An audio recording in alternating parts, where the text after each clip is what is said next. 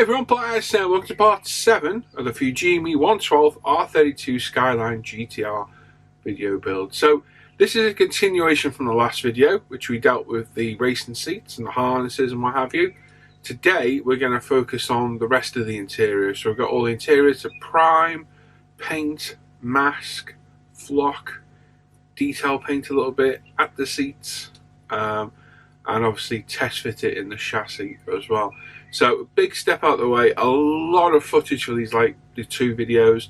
There was like 10 hours worth of footage to sift through, hence why I ended up in 2 parts when I would have rather done 1. So let's jump straight in and get started on the interior. So make sure you subscribe to the channel. Make sure you click the little bell notifications, get notified of all our latest videos. Click the like button and leave a comment. I do read and reply to all the comments and appreciate everybody that takes the time to leave a comment on the channel. And of course, if you scroll up in the description, there's a link to a big long list of all the items I use in my videos. So if you see anything, you should be able to find it in there. Right then, continuing on from our last video, we did the seats. We've now got the rest of the interior to do. So not a huge amount of parts, a little bit of cleanup required. Like I say, these can be a pretty bland interior. They're not the most interesting, but to be fair, the kit's not too bad at detailing what detail there is in there. Detailing what detailing, I like that. So you've got a few components. You've got the steering column, steering wheel, mirror, handbrake, the gear lever, we've got the door cards as well. And then, of course, our beautiful Studio Rosso seats that we did in the last video. So, like I said, this is a continuation of the last video. If you've not watched that, pop back and watch that. You can see these beautiful resin seats come to life. Absolutely stunning. And, yeah, they add a huge amount of detail to the kit. So, we've got the seats, we've got the seat mounts, and, of course, the bride. I'm calling them bride decals for the interior as well. So, we'll start off by cleaning off. Standard cleanup, cut them off the sprues, clean them up with the nippers as close as we can, and then we'll come with some ultimate sanders and give them a good sand to get them all nice and smooth and ready and prepped for primer. So pretty standard. I'm not going to bore you to death by going through every single one, but it's a case of just going around the parts, snipping them as close as possible with the cutters. I do like the Tamiya side cutters. They are one of my favouriteest tools ever. Once they're done, we've got a UMP 240 sander, thinny sponge. As you can see, there's our range of sanders there. You can get off our website, www.umpretail.com. And yeah, they deal with any seams or imperfections absolutely flawlessly. So it's a case of going around, clean all the parts up. Numerous parts. We've gone to a 400 customised one now to get rid of a bit of a sprue nub. Then we can come back in with the sponge so we don't change the profile of the part. Parts like this, we've got some seam right through the middle, so we're going to gently scrape that off with a blade first with the Tamiya craft knife, and then come with our sponge and lightly sand away. We don't want to remove any of the detail, but we do need to get rid of that seam. So it's a bit of a mixture of different sanders and a knife just to deal with it. Use the correct tool for the correct purpose. Dashboard's got 2 very annoying sprue points right in the prominent areas, so we're going to have to go at these quite gung-ho with the old 240 thinny stick. And yeah, once we're happy that's gone, we can come back in with slightly less abrasive sanders and then a buffer and get this back to nice smooth plastic. And there we go. So remove our buffer now, give it a good buff up and get it back. Bit of a shame that they're there. They could have been in a multitude of places. Didn't have to be on top. A little bit silly, but hey, it is what it is. In the spray booth, we've got our ultimate black primer. Fantastic primer. We're going to give the interior and all the parts a full coat of primer. We've got ultimate apex 0.35mm needle nozzle, and we're spraying at about 24 psi because our primer likes a slightly higher psi. So just standard primer procedure. Nice light coat to build it up to begin with, and then you can come in heavier. So basically, do a nice thin coat all around. By the time you finish priming larger parts like this, where you started will be near enough almost dry or ready for a second coat. So you can come in and start to build it up nice and quick. Obviously, the more you use this stuff, the more you get used to knowing how far you can push it. If you're new to it, just do light coat, put it down for a couple of minutes, come back, do another coat, and so on and so forth. 2 or 3 light coats should be more than adequate for parts like this. But we're just going to go around, as you can see, give it a nice thorough prime in preparation for paint. Same with all the dashboard, the door cards, all the other components. Difference of this is these have all got little different recesses and angles you need to get. Just make sure you get them all primed properly. Smaller parts, as you can see, we held things on by a multitude of ways. We've got some of the Mr. Hobby clips. We've got some cocktail sticks holding bits in, white tack, super glue. So multitude of ways of holding the parts. So we've got some LP5 Tamiya now, thinned with a lacquer thinner with retarder. We're through the 0.35 apex again, but at 18 psi this time, because the lacquers don't need as high pressure. And we're going to prime all the areas that are going to be left semi-gloss black. So that is all the sills, the rear panel and the partial shelf to get the speakers and that rear window wiper mount as well, and the centre console. So a couple of light coats all over, we'll get this done. Somebody did comment on my spray technique. Now, I've been airbrushing for years. I started airbrushing about 17-18 years ago, and I've been doing it semi-professionally, I suppose it could be called. I make money from this hobby, so it does technically make me a professional for about 10 years now. So I kind of know how to airbrush. And my spray technique, someone commented like, oh, they can't stand how I spray. But how I spray works. So I might not spray small parts like this as delicately as I would a car body, but I know how to spray and how far I can push it. Right, so now, multitude of things we're going to do to this cockpit tub. We've primed it, we've painted it in the LP5. Now you need to mask off for spraying the seats, because the seats are going to be sprayed in the textured paint. So we need to mask off any other that was sprayed LP5 to keep those semi-gloss black. So that is basically the partial shelf to protect the speaker covers and that wiper mount, and then the side of the door cards by the rear seats just here, and then the sills as well along the front. We've got some Tamiya tape here in 6, 10 and 18mm in our ultimate 3D printed holder, which again you get from our site umpretail.com, and we're just going to infill it all in preparation for our textured paint. So there we go, we've masked off the rear of the seats to protect those. If you remember last time we sprayed those in gloss black on the back, and we've got the textured black zero paint. Now I like this stuff, it sprays really well. It's going for our 3.5mm apex at 24 psi. What I like to do, as I explained on the seats in the previous video, is get a good coat down. You'll see the texture start to build, and then I like to bring the airbrush away further and spray like this, because doing this the paint dries at mid-air a bit more and lands on the model, and what it would be a detrimental finish on anything else adds to the finish on the seat. You end up with a nice textured look that looks like fabric, and there we go. So with it all unmasked, you can see there we've got a nice textured difference between the LP5 and the seats, and that's exactly what we're looking for. A little bit of detail painting here. Now, trying something out. I've got some Revel Aqua Colour that I got with a model kit. I've liked this paint, I've used it before. I've never kind of, bit the bullet and committed and bought some, but I just wanted to try it and see what it brush painted like.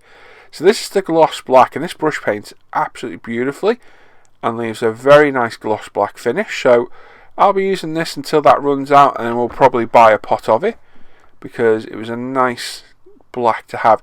You can never have too many black shades of paint, because they all add different levels of interest to what could be a really bland interior. So yeah, it's worth doing. So yeah, we're going to paint up the door handles, the vents on the dashboard, the centre of the steering wheel, the horn, well, I assume it's the horn push on these, and the handbrake lever and the gear knob as well. And it just add a little bit of interest to the interior, as a little bit of focus interest for some of the smaller parts, and break up some of the black blandness of that interior. As you can see, there's our gear stick. So using a Tamiya HF brush, one of the small flat ones that comes in the set. Just applying a light coat all over. It does brush paint really well. I didn't try thinning it, but I think maybe with a drop of water it might paint even better. I know airbrushed, it loves our UMP thinner because I've done it before when we tested it all. It's definitely a range of paints I have thought about committing to. And I don't currently have a range of water-based paints, so it may be well worth adding. So yeah, we'll do the vents on the dashboard, door handles, gear knob, handbrake lever, and then I think we'll leave it at that. I don't want to go too far, don't want to make it look too odd, but just add a little bit of interest here and there. Now, when we finish this at the end, I haven't added a wash anywhere, so that's maybe something we'll come back and do. But what we are going to do is paint the pedals in Vallejo model colour silver, again with the Tamiya HF brush, straight out the pot, well the bottle, and just add a little bit of interest there as well. Not the most interesting part, but it is what it is. Right, now, lesson learnt in the last video, the Challenger. I am in my house now, in my kitchen. We're using natural light from the windows, so the lighting's not the best. We've got some Revel matte black enamel, and we're going to flock the interior. So last time we did this, we did it in the spray booth. I regret it immensely because when we clear coated the Challenger, even though it's been hoovered 3 times, the booth was on when I did it, and I thought it cleared it all out. We had flocking land in the roof. So lesson learnt, don't do the flocking in the spray booth. So what we're doing here, we're going to go all around this partial shelf and very carefully paint around the seat, the speaker covers, I'm guessing it's an air vent at the back, and the wiper motor housing as well. And we're going to give it a nice decent coat of semi-gloss, matte black enamel. Let it go tacky. We've got some Scale Production flock. It's about my 2nd or 3rd time using this, and it is absolutely fantastic flock, very high quality and really cheap as well. So you can go to Scale Production site for that. We've got a little tea leaf sieve as well. The key to the flocking is to make sure that the enamel is thick enough and tacky enough to hold the flock. So you may need to go over it twice to ensure it is tacky enough. So there we go, 4 range of colours from Scale Production, 7 up in total. We're loading up our tea leaf strainer, and then we're just going to tap it over the top, and you can see it coming off. This stuff does go absolutely everywhere, but it will only stick to the areas that we have the enamel paint on. This was literally all over my kitchen. It's the other end of the kitchen where we don't do any cooking, luckily. But it looked like a fingerprint dust trail everywhere. It was pretty bad. So put a generous layer on. And then I find, give it a light pat down with your finger. Not hard, just literally touch it.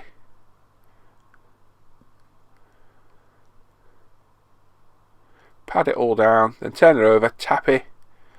Get as much off as you can. And there you go. Now, if you've not quite got enough down, go over it again. I find a second go over can be quite beneficial. And then give it a pat down again. If you spot any areas where it's not quite taken, make sure to pat down in those areas. And again, if you find it hasn't quite taken again, if you let it dry for about an hour, then add another coat of enamel very carefully. You can flock again, and it does add a little bit more thickness to it. But we've pretty much got it there. That looks pretty good to me. A few little spots and add a little bit more. But overall, I'm pretty happy with that. Now the interior part is much bigger and requires a bit more care. We want to avoid the sills, we want to avoid the centre console, and we want to avoid the seat areas where we'll be mounting those resin seats in a little bit. But with some careful brush painting, you can do it with no real drama. The biggest issue is keeping the enamel tacky. So you may find you need to go around it all, get all it painted perfectly, and then go around it all again and quickly add a little bit more, because it does start to dry quite quick. Again, we load up our tea sieve. There we go. And again, generous amount all over where we've applied the enamel. And again, rinse, repeat. Well, don't rinse it because you'll wash it off. But repeat it until you're happy with the level. Just make sure you get everywhere covered that you need it. So yeah, I've used a couple of sieves before. This one's by far the best. It definitely puts down the flock really well. I had this horrible little PE one that I got many years ago that isn't great at all. This one works really well. And just be careful when you're handling it. You don't go and put your finger straight into that partial shelf where you've just flocked. And again, just keep going around, have a look. If it needs another go over, give it another go. And if it needs more, add a bit more about an hour later, and it'll be all good to go. So again, just pat it down. We're getting a good coverage there. You can see the enamel through the sunlight there. Once that dries, it'll dry totally matte. And it's a case of patting it off and clearing it. Now, once that's done, take it outside and blow the living bejesus out of it to get as much of that flock off as possible. Back in the cave now, we've got our instrument panel sticker. That's right, it's a sticker. And I did look at these and think, oh, these are going to be terrible. But you know what? They're not that bad, actually. They're really not that bad. So, we pop the sticker in. We burnished it down with a cotton bud. There's 3 dials in the centre as well. And then what I want to do is add some clear parts to it. We did this on the Porsche 959, we did. We used some clear acetate, but I had a better idea for this one. So there's the 3rd dial gone in. They're all the same dials, so I orientated them different ways to make them look like they were different gauges. So they're not quite technically right, but they are how they are. Pop that off. This literally push fits. There is a push fit fitting to go on the back. You'll see those later on. We start to put some of the other parts on, but it doesn't require it at all. So like I say, I wanted to add some clear to the outside of the stickers to make them look like they're covered. So I had an idea. I thought, let's cut out this. That's the outside part of the instrument binnacle, I suppose it is. And as you can see, there are clear parts on here. That is a clear sticker part. So I thought, right, we'll stick this over the top. Get it nice and straight. Then we'll use some scissors and we'll cut around this as a template. And hey ho, we're left with a clear sticker. So that was the plan. Had no idea if it was going to work or not. So I thought we'll give it a go. If not, we'll get some acetate. We'll do the same thing. Glue it in place. I thought, hey, let's try this. A lot of this has been scratch built. So again, nice bit of ingenuity here. Using kit parts to add a bit more detail. So a bit of careful cutting. These Tamiya decal tweezers are absolutely brilliant for cutting things. And there we go. Tweezers. Get it level one side. Pull it down the other till it's nice and square. May take a couple of attempts.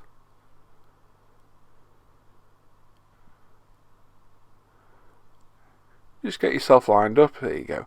You've got to get the tweezers at the right angle to make sure you can get everything in properly.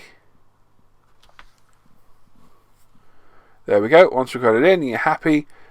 Cotton bud. Burnish it down. Just a standard Johnson & Johnson cotton bud. And then I grabbed a Tamiya pointed one to get right around the edges and make sure it was all fully burnished down at the edges. And you know what? It didn't look bad at all. It gave quite a good impression. I was more than happy with that. So we repeated it for the dials in the centre as well. This time though, we used my RP Tools punch and die set, the 2 to 4.5mm set. I just put the punch into the holes to make sure it was the right size. We found clear parts to use, put it in the hole, punched them out, stick them in place. Now, like I said, on the dashboard we've got all around the radio parts and the grills. I might add a wash to that. I might. I'll have a look, see what it looks like. I just think it might be a little bit too OTT, so I might not add it. I don't know yet.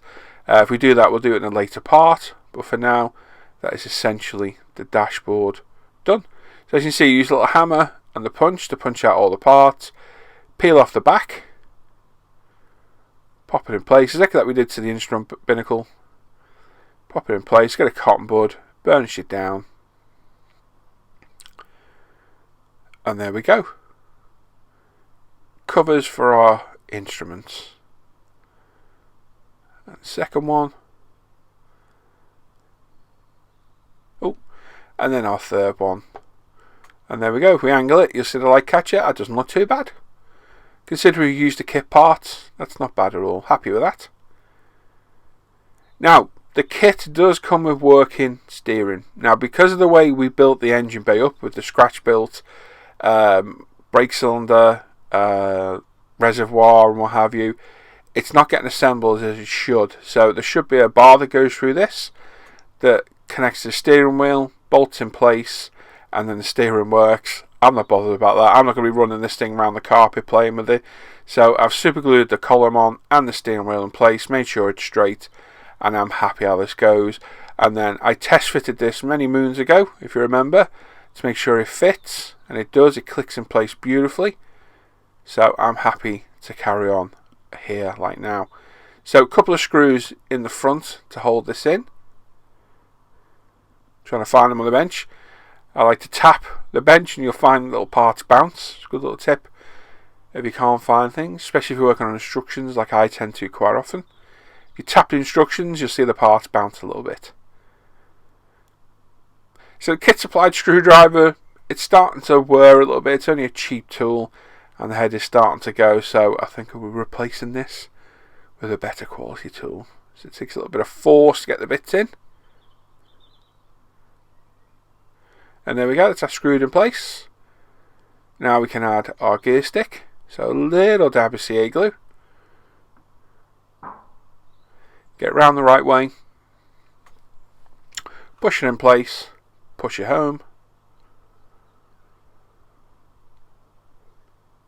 And there we go, that's that in place. And then the same for our handbrake lever as well. A little dab of CA glue. Push it in. Probably get away without the CA glue on a lot of these parts, but we're just going to do it to check. Now, these are the seats before we added all the belts. I'm just checking how they fit. Do they sit okay? Do they sit in the right place? They do. They're looking good. Probably got the right angle. Just need straightening up a little bit, because obviously the kit seats clip in place. Now I've got to modify this like we did in the last part to get them to fit. So all well and truly figured out. Now, my buddy Alan sent me some of this felt self-adhesive cloth, the Claire, on ISM's Facebook page I've been using, and I thought, right, okay, let's cut some of this out and let's make some car mats. So we've got our Tamiya decal tweezers. We're going to cut a bit off, just doing some measuring.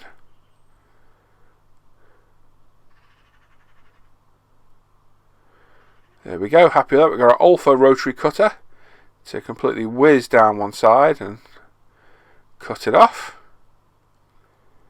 And we're just going to wing it and just do it by eye and get them to fit. So we get them to fit very roughly, and then we'll round off the edges. So using our Tamiya decal scissors again. Now I'm looking at a way to try and trim the edge of these. Haven't found a suitable way yet, but I'm still looking.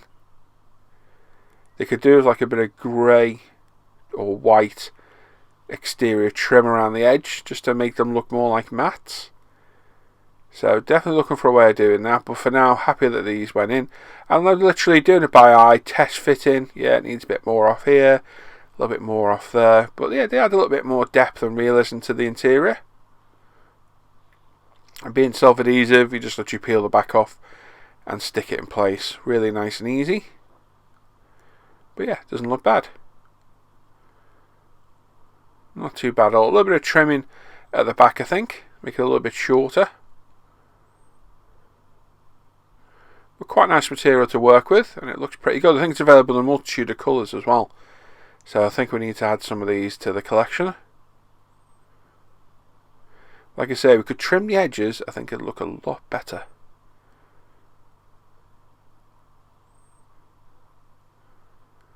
Another test fit, and there we go. That's all the mats done. Happy with that. Seats, as they were made up in the last video, so they're ready to be installed. So, generous helping of our perfect pen from Loctite. If you remember how we modified the mounts in the last video. And there we go. Just line that up. Make sure it's in the right position, at the right angle. Let the CA glue do the work and grab a hold of it. like so. Let's have a look from the front. Does it look about right? Doesn't look bad at all. With the gel CA glue you do get a little bit of movement, and then we can repeat that for the other side as well.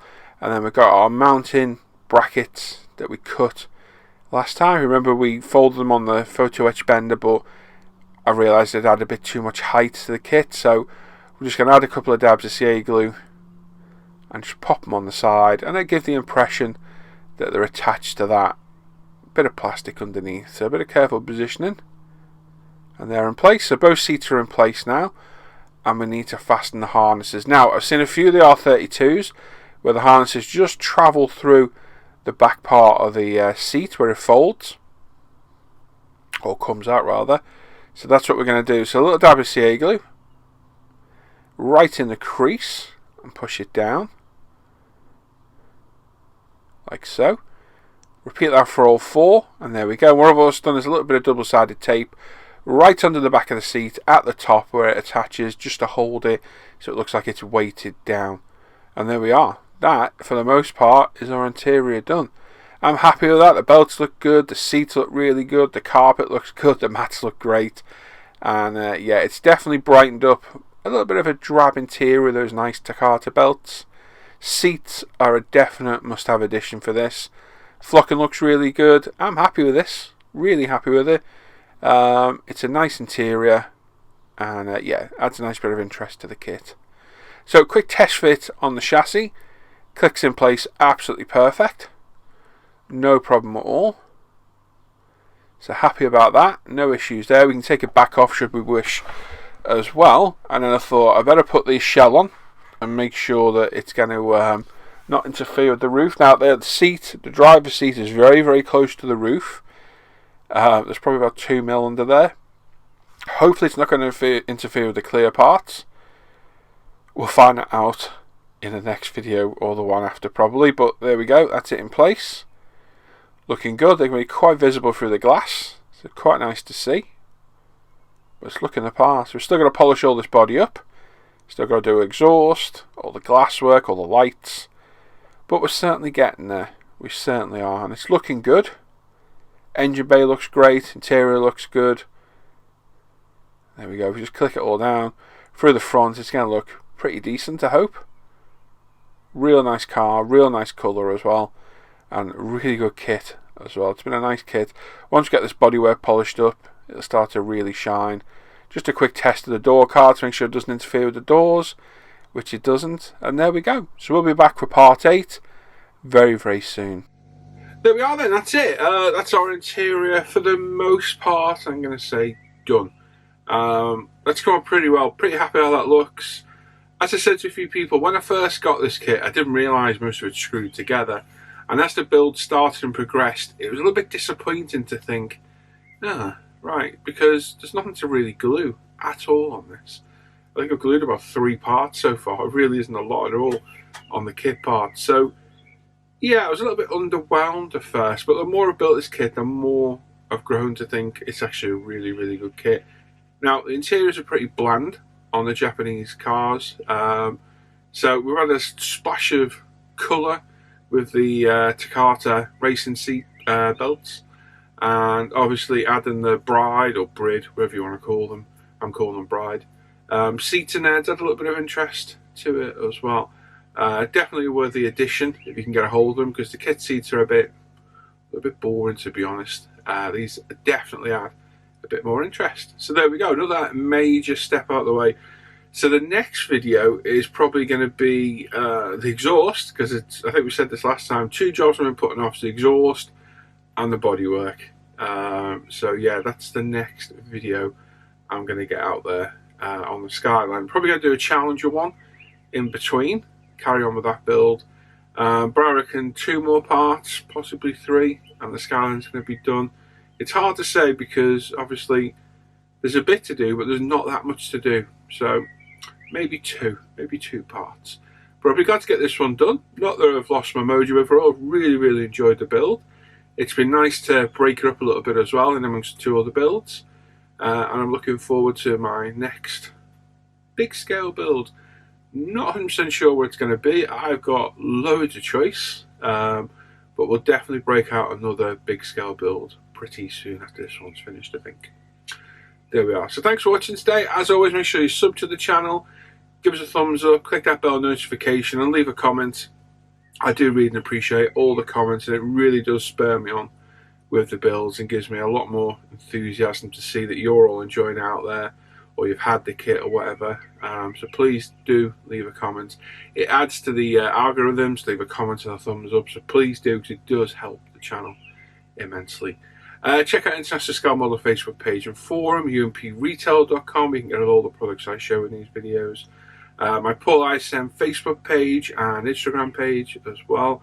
And of course the Live the Bench page and the Off Air Hangout group to join our Off Air Hangouts. All the links to these are in the description down below of the video, as well as a link to the big long list of all the stuff I use in my videos. So thanks for watching today.